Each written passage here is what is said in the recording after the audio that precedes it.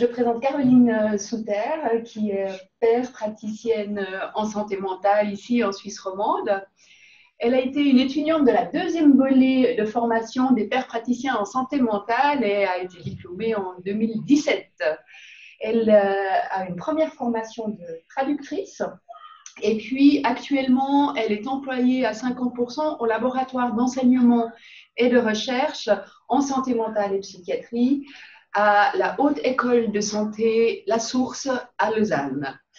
Et puis, elle est surtout aussi présidente de l'association Repère, qui est l'association des pères praticiens et pères praticiennes en santé mentale, ici en Suisse romande. Et permettez-moi de vous présenter Virginie Stucki, qui est donc professeure ici, à Lausanne, à la Haute École de Travail Social et de la Santé. Elle enseigne principalement dans la filière d'ergothérapie, mais elle a une double formation d'ergothérapeute et d'anthropologue de la santé. Elle a été membre du comité pédagogique de la formation des pères praticiens en santé mentale, qui a eu lieu également ici même, dans la Haute École de Travail Social et de la Santé, et elle a été responsable de l'un des modules de formation. Elle effectue actuellement une thèse de doctorat sur la première association de patients en santé mentale de Suisse romande. Et à ce titre, elle a participé à la publication d'un ouvrage intitulé « Folie à temps partiel », qui retrace l'histoire d'associations d'usagers en santé mentale en Suisse romande. Et dans cet ouvrage, elle identifie quelques-uns des enjeux principaux actuels auxquels les usagers estiment être confrontés.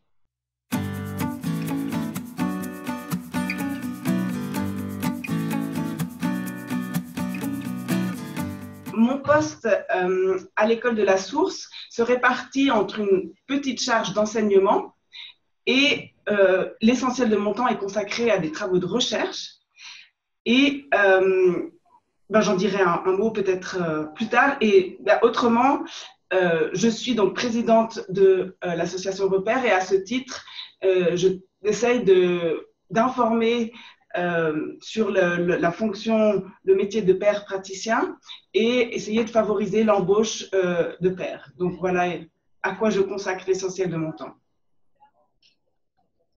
Qui est similaire pour ma part parce qu'en étant aussi dans une école de formation au métier en santé mentale notamment, eh bien, j'interviens aussi comme enseignante et puis comme chercheur.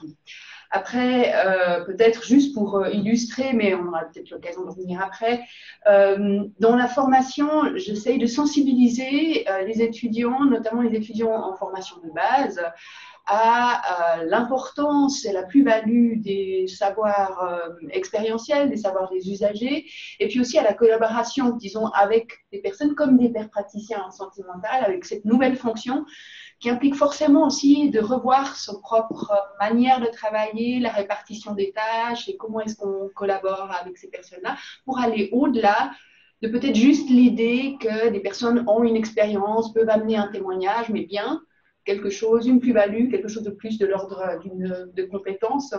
Et puis, autrement, voilà, un élément peut-être en lien avec ce qu'on aborde aujourd'hui, c'est une responsabilité de module dans la formation des pères praticiens en santé mentale, où là, c'est surtout axé sur de l'individuel au collectif, justement, comment en fait on collectivise aussi des expériences, notamment dans le cadre des groupes d'entraide et autres, et qu'on peut ensuite la mobiliser dans l'enseignement, dans la recherche.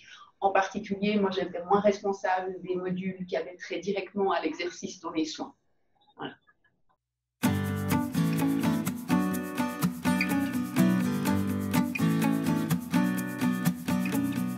D'abord, peut-être que s'agissant de la pratique de pairage, si on parle d'un état des lieux, c'est qu'elles sont évidemment courantes en santé mentale, très courantes parce qu'elles existent aussi de manière toute informelle.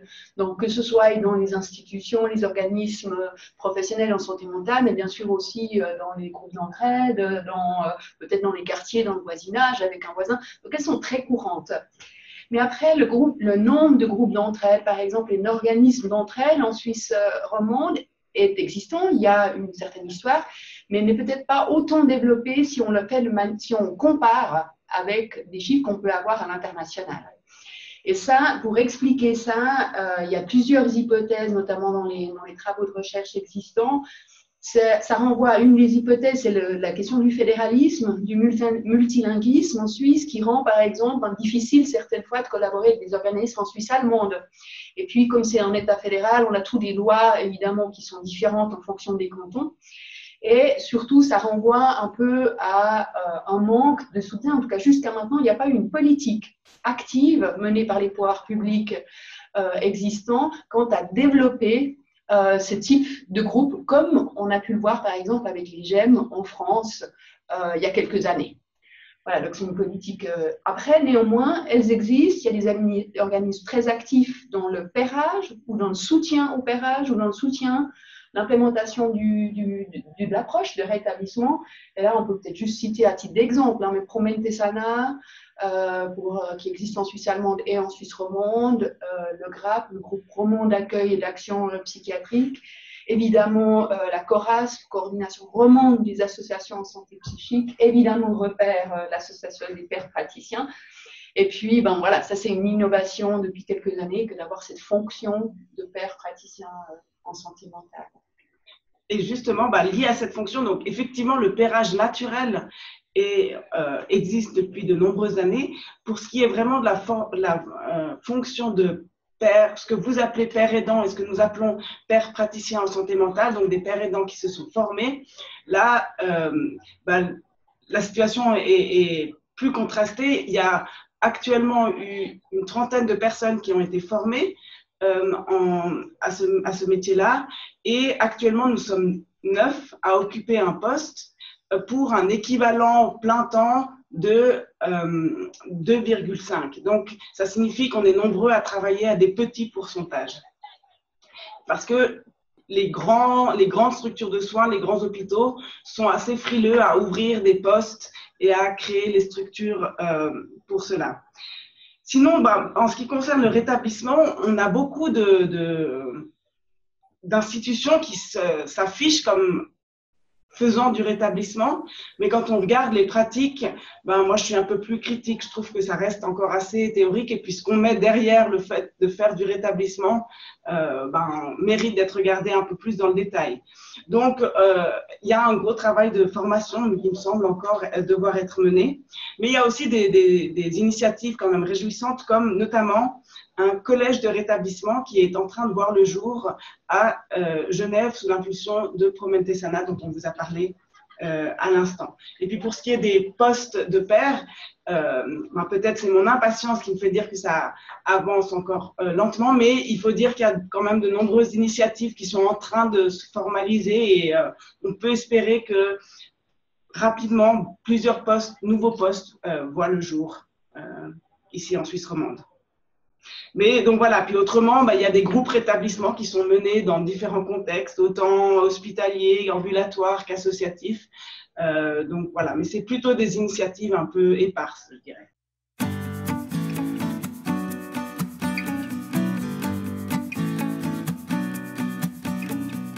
Dans ma fonction dans ma charge d'enseignement, je donne pas mal de formations justement au rétablissement, soit à des étudiants, donc des futurs professionnels, soit des professionnels qui exercent déjà.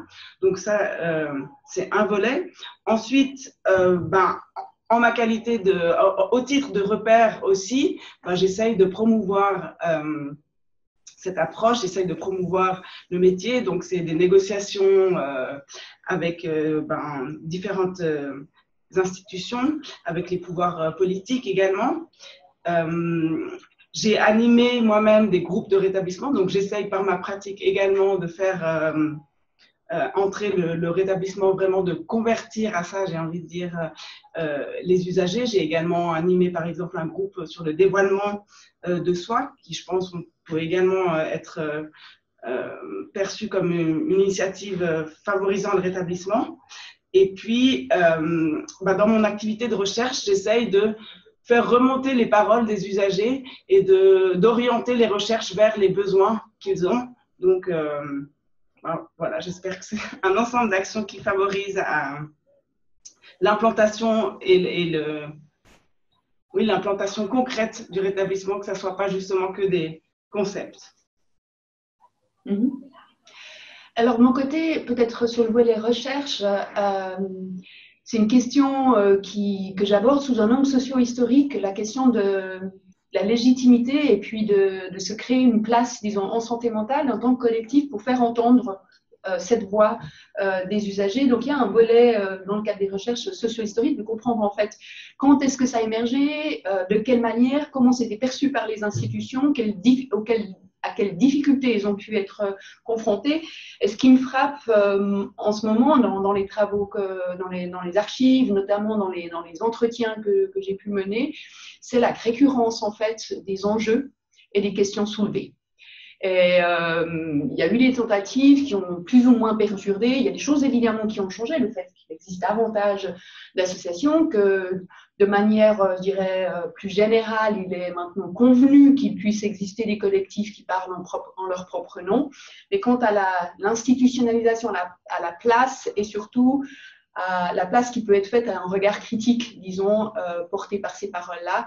Il me semble que là, sur les éléments, les enjeux qui sont mis en évidence sont assez continus.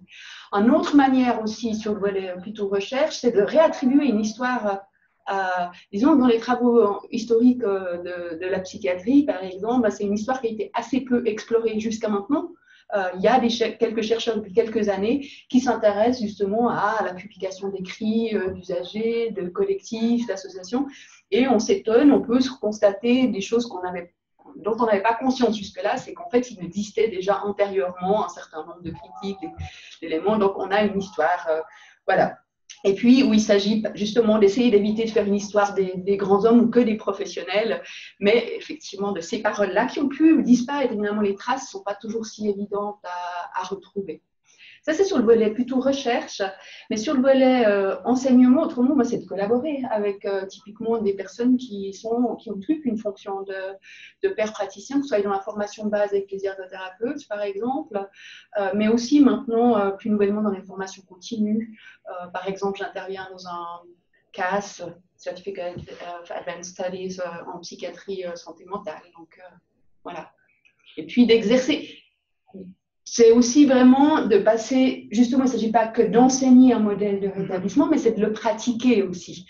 Et donc d'avoir des enseignants, et c'est aussi à l'intérieur de l'institution, du coup, ça a été, enfin, à titre d'anecdote, mais c'est de négocier, par exemple, avec la direction, le fait que la personne qu'on engage est vraiment une personne enseignante et pas juste sur un contrat et une rémunération de type témoignage.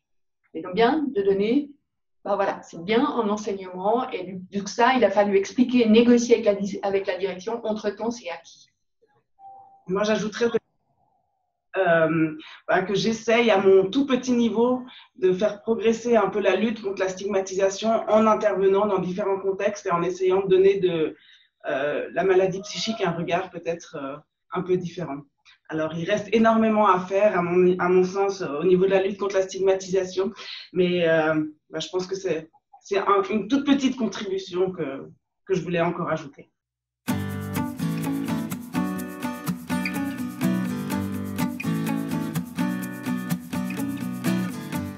C'est marrant parce qu'en fait, avec Caroline, ça fait pas très longtemps qu'on collabore vraiment ensemble.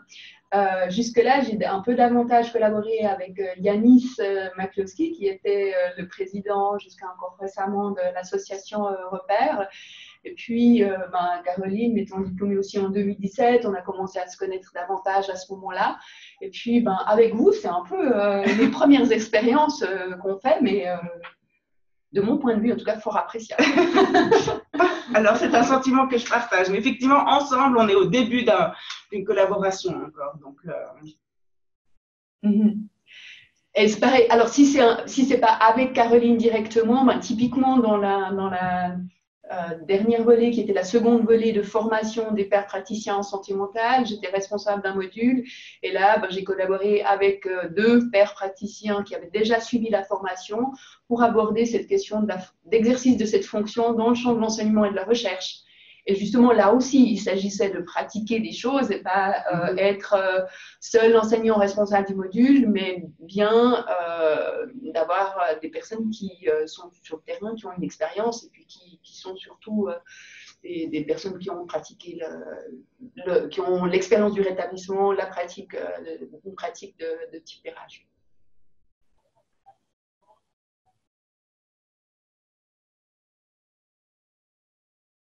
Il y a cette expérience de l'exercice de cette fonction que Caroline a, que moi je n'ai pas. Enfin, je ne suis pas dans la même posture ou dans la même position si je suis dans un projet de recherche qu'elle peut l'être, ou elle est engagée pas pour les mêmes motifs et elle n'a pas le même apport. Et par contre, ça, moi, d'accéder à cette expérience qu'elle a, eh bien, c'est aussi une manière de pouvoir la réinjecter dans des enseignements, de pouvoir la faire partager. Voilà. Après, moi, j'ai, je sais pas, par exemple, une expertise sur justement l'historique de la Constitution, la difficulté de se construire une parole légitime dans un espace public de celui de la santé mentale. Je pense que ça, c'est une expertise qui m'est propre et où là, on peut se compléter.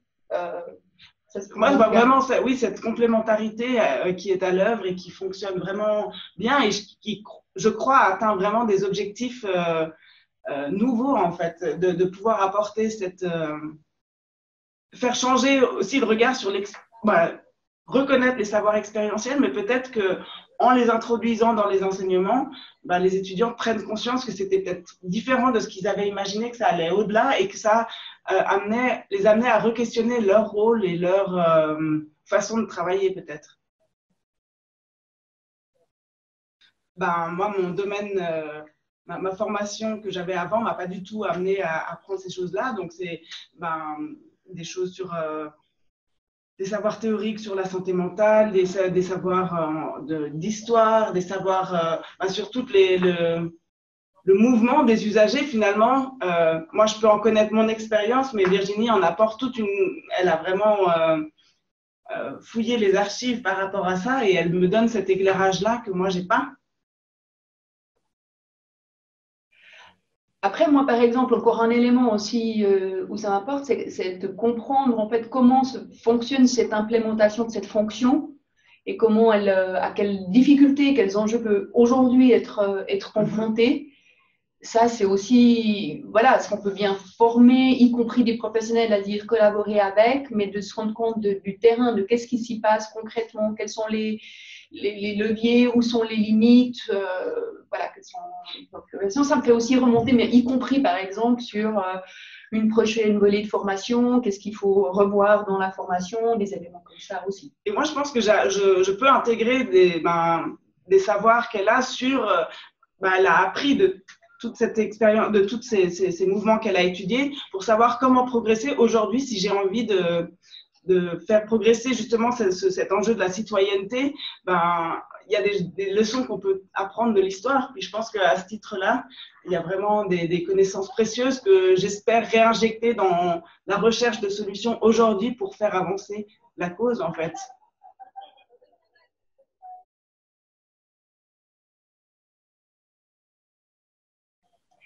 Moi, j'apprends par exemple, qu'est-ce que ça peut vouloir dire concrètement participer à un projet de recherche de sa part et comment exercer cette fonction qui, pour moi, et continue de soulever beaucoup de questions, qui est, justement, si on n'a pas, par exemple, un parcours académique sur la méthodologie, etc., c'est pas ça qui est d'ailleurs attendu de leur part, mais du coup, comment être intégré dans une équipe et sur quel levier, sur quel élément, sachant qu'évidemment, il ne s'agit pas de réduire l'apport à une seule expérience individuelle.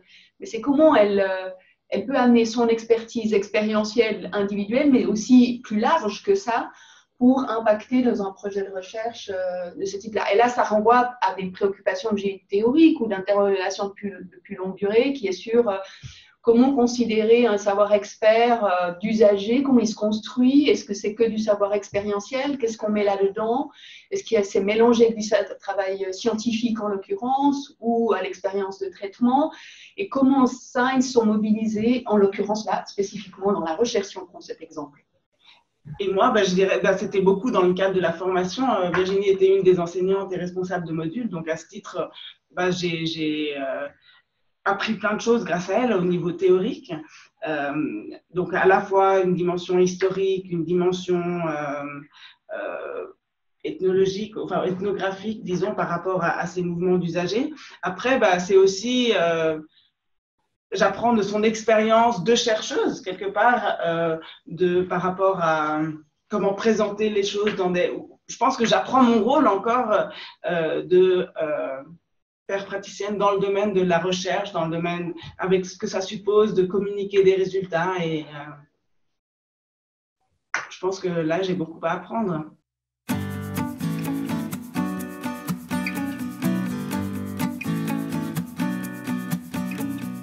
Moi, je vais commencer par dire par où une des voies par lesquelles je me suis intéressée à ça, ça remonte à quelques années, c'était dans le cadre d'un travail de master en anthropologie de la santé que je faisais, et puis je m'intéressais à une association en particulier qui existe sur le territoire genevois, Association des personnes atteintes d'un trouble bipolaire et dépressif, et puis j'ai participé au groupe d'entraide, mais en tant que chercheur.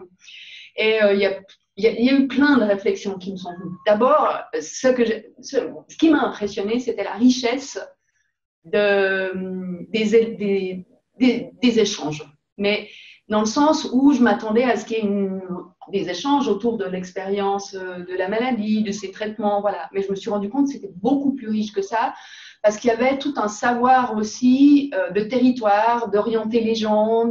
Et je me suis rendu compte qu'en fait, dans ces échanges-là, il y avait aussi toute une forme d'équiper les nouveaux arrivants et les personnes en lui disant, mais par exemple, tel professionnel, connaissance non seulement les professionnels existants, mais les différences entre eux, de leurs approches, etc. Et sans obligation, sans injonction à devoir aller ou à dire il faut que tu fasses, mais en disant il existe ceci, il existe cela, et puis la personne pouvait, dans ce cadre-là, choisir. Et en fait, c'est une des voies par lesquelles je suis arrivée à m'intéresser à ces sujets-là, sachant aussi que c'était la position particulière du chercheur, c'est que je n'étais pas dans l'entraide et je n'avais pas exactement les mêmes questions, et c'était donc jusqu'où je pouvais me faire accepter et rentrer dans ces échanges qui sont privilégiés et qui, je pense, je pouvais tout à fait comprendre qu'ils doivent le rester dans une certaine mesure. Ça veut aussi dire qu'il y a des moments où on m'a invité à sortir pour préserver cet espace qui doit réserver aux mains des personnes qui sont directement concernées. Moi, je dirais le soutien entre pairs ou par les pairs, c'est pour moi une des choses essentielles qui m'a poussée à vouloir faire cette formation, parce que cette entraide naturelle, on la vit, je dirais, dès qu'on met le pied dans un hôpital en tant que patient. On se rend compte que ceux qui nous aident le plus, peut-être finalement, c'est justement les autres patients de l'unité avec lesquels on passe le plus de temps, qui ont une compréhension intime, peut-être plus intime en tout cas que ce qu'on a l'impression que les professionnels peuvent avoir, de ce qu'on ressent, de l'impression d'être compris, et donc d'avoir ce sentiment d'appartenance. C'était vraiment, je pense que c'est un des apports essentiels du soutien par les pairs. Et puis, il y a vraiment aussi tout un apprentissage. Si on reprend l'exemple d'un groupe d'entraide, je dirais qu'entre le moment où quelqu'un entre dans la démarche, vient la première fois au groupe d'entraide, et puis il va apprendre énormément de choses dans ce cadre-là qu'il aura peut-être aussi à cœur, lui, de transmettre plus loin. Et là-dedans, il y a pour moi une démarche d'appropriation du pouvoir d'agir. Entre le moment où on arrive et on a l'impression qu'on ne sait rien faire, ou peut-être au départ d'un prochain modérateur, on va devenir soi-même modérateur, on aura soi-même appris énormément de choses et évolué vraiment beaucoup. Donc voilà, puis on est valorisé dans un rôle, on n'a peut-être plus l'habitude d'être valorisé quand on est vraiment très limité par la maladie. Et ça, c'est vraiment le regard de quelqu'un qui a vécu la même chose qui peut vous le redonner.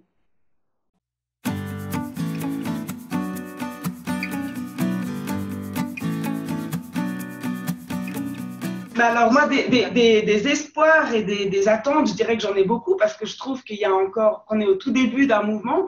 Donc, je dirais que en tant que présidente de Repère, j'espère qu'il y a beaucoup de postes qui vont pouvoir s'ouvrir, et donc de nouvelles personnes vont pouvoir être formées pour que ce soit vraiment une approche dont puisse bénéficier un beaucoup plus grand nombre. Je souhaite également qu'il y ait vraiment un positionnement politique plus fort en faveur du rétablissement et de l'emploi de pair. Actuellement, ça reste encore vraiment plutôt le fait d'initiatives isolées, de personnes convaincues, mais il n'y a pas du tout encore quelque chose d'institutionnalisé et une compréhension vraiment, vraiment plus large.